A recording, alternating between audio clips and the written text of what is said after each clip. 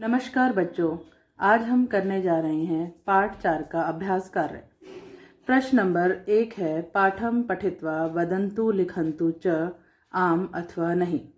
पाठ को पढ़कर बताइए और लिखिए हाँ या नहीं। पहला वाक्य है, किम महर्षि दयानंदः वेद धर्मस्य प्रचारम अकरोत्। क्या महर्षि दयानंद ने वेद धर्म का प्रचार किया? इसका उत्तर है आम। प्रश्न नंबर 2 है, किम महर्षे शिष्यः अपि तेन सह अवसन्। क्या महर्षि के शिष्य भी उनके साथ रहते थे? उत्तर है आम। प्रश्न नंबर 3 है, किम महर्षि दयानंदः क्रुध्यति स्म। क्या महर्षि दयानंद क्रोधित होते थे? उत्तर है नहीं। प्रश्न नंबर 4 है, किम महर्षि दयानंदः मिष्टान्नं प्रेषितवान्। क्या महर्षि दयानंद ने मिठाई भेजी? उत्तर है नहीं। प्रश्न नंबर 5 है, किम अन्ते शिष्यः विस्मितः अभवन्। क्या अंत में शिष्य हैरान हुए? उत्तर है आम। प्रश्न नंबर 6 है, किम यात्री अन्ते लज्जितः अभवत्। क्या यात्री अंत में लज्जित हुआ? उत्तर है आम। प्रश्न नंबर 2 है, मंजूषायां प्रदत्तै अव्यय पदै रिक्त स्थानानि पूरयन्तु। मंजूषा में दिए गए अव्यय पदों से रिक्त स्थान को पूरा कीजिए। पहला है, महर्षि भारते डैश अभ्रमत। यहाँ पर आएगा सर्वत्र। महर्षि भारत में सब जगह घूमे। दूसरा है, महर्षि दयानंदः डैश क्षमाशीलः आसीत्। इसमें आएगा अतीव। महर्षि दयानंद बहुत क्षमाशील थे। तीसरा है, डैश सह काशी नगरे गंगायाः तटे अतिष्ठत्। इस फिलप में आएगा एकदा। एक बार वह काशी नगर में गंगा के किनारे रुके। चौथा है, तत्र समीपम डैश एकः यात्री अपि अतिष्ठत्। यहाँ पर आएगा एव। वहाँ समीप ही एक यात्री भी ठहरा था। नंबर 5 है, एकदा एकः जनः प्रचुराणि फलानि डैश आन्यत्। यहाँ पर आएगा तत्र। एक बार एक आदमी अधिक मात्रा में फल वहाँ लाया। प्रश्न नंबर 3 है, मंजूषायाः उचितं विपरीतं पदं चित्वा लिखन्तु। मंजूषा में से उचित विपरीत पद सोचकर लिखिए। यहाँ पर कुछ शब्द दिए गए हैं जिनके विलोम शब्द आपको यहाँ से छांट कर लिखने हैं। पहला शब्द है सत्यम। सत्यम का विपरीत पद होगा असत्यम। सहिष्णुः असहिष्णुः। समीपम दूरम। कटुवचनानि मृदुवचनानि। गत्वा आगत्य। प्रश्न नंबर 4 है, एतेषां प्रश्नानाम् उत्तराणि एक पदेन वदन्तु लिखन्तु च। इन प्रश्नों का उत्तर एक पद में बताइए और लिखिए। प्रश्न नंबर 1 है, महर्षि दयानंदः कस्याः तटे अतिष्ठत्। महर्षि दयानंद किसके तट पर रुके थे? इसका उत्तर है गंगायाः अर्थात गंगा के। प्रश्न नंबर 2 है, अन्यस्मिन् कुटीरे क वसति स्म। दूसरी कुटिया में कौन रहता था? उत्तर है एकः यात्री, एक यात्री। प्रश्न नंबर 3 है, अपराधी कः आसीत्। अपराधी कौन था? इसका उत्तर है यात्री। प्रश्न नंबर 4 है, फलानि कीदृशानि आसन्। फल कैसे थे? तो इसका उत्तर है मधुराणि रसयुक्तानि, मीठे और रस से युक्त। प्रश्न नंबर 5 है, दयानंदः फलानि कस्मिन् बध्नाति। दयानंद ने फलों को किस में बांधा? इसका उत्तर है वस्त्रे अर्थात कपड़े में। प्रश्न नंबर 6 है, शिष्यः तत्र गत्वा अकथयत्। शिष्य ने वहां जाकर कहा। अत्र अव्यय पदम किम।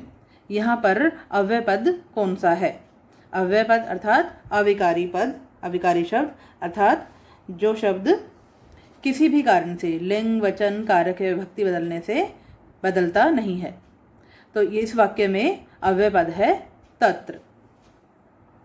प्रश्न नंबर 5 है, एतेषां प्रश्नानाम् उत्तराणि पूर्ण वाक्येन वदन्तु लिखन्तु च।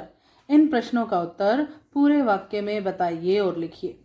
प्रश्न नंबर 1 है, पंजाब प्रदेशे कः पंचधाराः नद्यां मिलन्ति। पंजाब प्रदेश में कौन सी 5 धाराएं नदी में मिलती हैं? उत्तर है पंजाब प्रदेशे झेलम चनाब रावी व्यास सतलुज इति पंचधाराः नद्यां मिलन्ति। पंजाब प्रदेश में झेलम चनाब रावी व्यास सतलुज 5 धाराएं नदी में मिलती हैं। प्रश्न नंबर 2 है स्वामी श्रद्धानंद महोदयेन नद्या तटे किम स्थापितम। स्वामी श्रद्धानंद महोदय के द्वारा नदी के तट पर क्या स्थापित किया गया। उत्तर है स्वामी श्रद्धानंद महोदयेन नद्या तटे गुरुकुल कांगड़ी विश्वविद्यालय स्थापितम।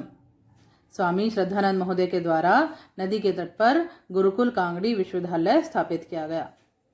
प्रश्न नंबर 3 है जनः नद्या जले किम क्षिपन्ति। लोग नदी के जल में क्या फेंकते हैं। उत्तर है जनः नद्या जले यंत्रालयानाम विष मिश्रित रसायन पदार्थान क्षिपन्ति। लोग नदी के जल में कारखानों का विष मिश्रित रसायन पदार्थ फेंकते हैं। प्रश्न नंबर 4 है नद्या तटेषु केषां दुर्लभा प्रजात्यः उद्भवन्ति। नदी के किनारों पर कौन सी दुर्लभ प्रजातियां उत्पन्न होती हैं। उत्तर है नद्या तटेषु वृक्षाणां पादपानां वनौषधीनां च दुर्लभा प्रजात्य उद्भवन्ति। तो नदी के किनारों पर वृक्षों की, पौधों की और वन औषधियों की दुर्लभ प्रजातियां उत्पन्न होती हैं। प्रश्न नंबर 5 है नद्या ध्येय वाक्यम किम अस्ति। नदी का ध्येय वाक्य क्या है। तो नद्या ध्येय वाक्यम अस्ति। नदी का ध्येय वाक्य है सर्वे भवन्तु सुखिनः सर्वे सन्तु निरामया, कि सभी सुखी हों और सभी निरोगी हों। नंबर 6 है स्थूल पदमाधृत्य प्रश्न निर्माणम कुर्वन्तु। स्थूल पद को आधार बनाकर प्रश्न का निर्माण कीजिए। स्थूल पद हैं जो ये मोटे अक्षरों में लिखे गए पद हैं, ये हैं स्थूल पद। पहला वाक्य है महर्षि दयानंदः काशी नगरे अतिष्ठत्। महर्षि दयानंद काशी नगर में रुके थे। तो प्रश्न होगा कि महर्षि दयानंद कहाँ रुके थे। तो महर्षि दयानंदः कुत्र अतिष्ठत्।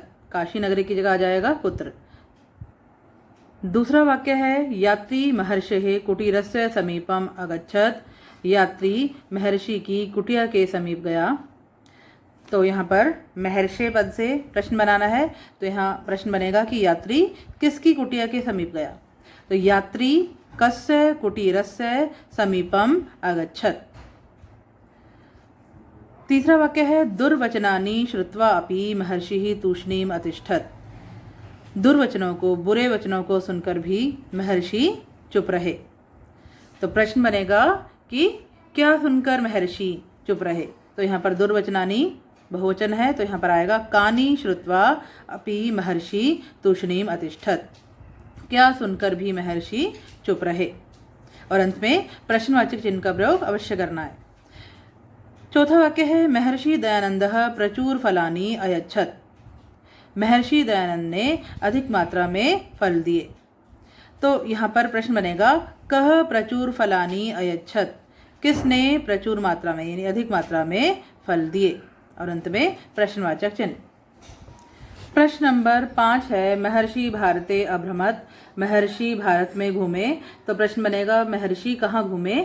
तो महर्षि ही कुत्र अभ्रमत्। छठा वाक्य है शिष्यः विस्मिताः अभवन्। शिष्य हैरान हो गए। तो प्रश्न बनेगा यहाँ पर शिष्यः की जगह आएगा के, विस्मिताः आसन और अंत में प्रश्नवाचक चिन्ह। प्रश्न नंबर 7 है अधोलिखित वाक्यानि कथा क्रमानुसारेण लिखन्तु।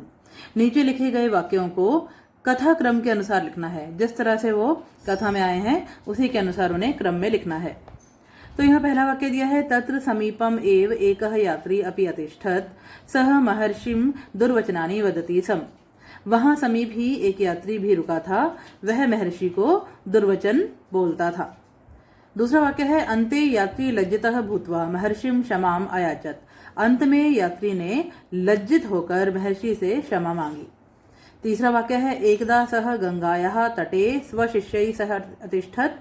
एक बार वह गंगा के किनारे अपने शिष्यों के साथ रुके। चौथा वाक्य है महर्षि दयानंदः तस्मै यात्रिणे फलानि प्रेषितवान्। महर्षि दयानंद ने उस यात्री के लिए फल भेजे।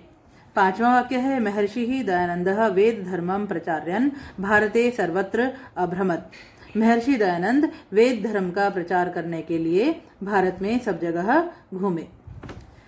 तो कहानी के अनुसार जो सबसे पहला वाक्य आया है वो है महर्षि दयानंदः वेद धर्मं प्रचार्यन् भारते सर्वत्र अभ्रमत्। तो ये वाक्य आएगा नंबर 1 पर। इसके बाद जो दूसरा वाक्य होगा वो होगा एकदा सह गंगायाः तटे स्वशिष्यैः सह अतिष्ठत्। ये नंबर 2 का वाक्य है। इसके बाद नंबर 3 पर जो वाक्य आएगा वो है तत्र समीपम एव एकः यात्री अपि अतिष्ठत् सह महर्षिं दुर्वचनानि वदति स्म। नंबर 4 पर आने वाला वाक्य है महर्षिः दयानन्दः तस्मै यात्रिणे फलानि प्रेषितवान्। और अंत में नंबर 5 पर जो वाक्य आएगा वो है अन्ते यात्री लज्जितः भूत्वा महर्षिं क्षमाम् अयाचत। तो बच्चों, ये था आपके पाठ का अभ्यास। उम्मीद है आप लोगों को अच्छी तरह से समझ में आया होगा। वीडियो देखने के लिए आप सबका धन्यवाद। मिलते हैं नेक्स्ट वीडियो में, तब तक के लिए नमस्कार।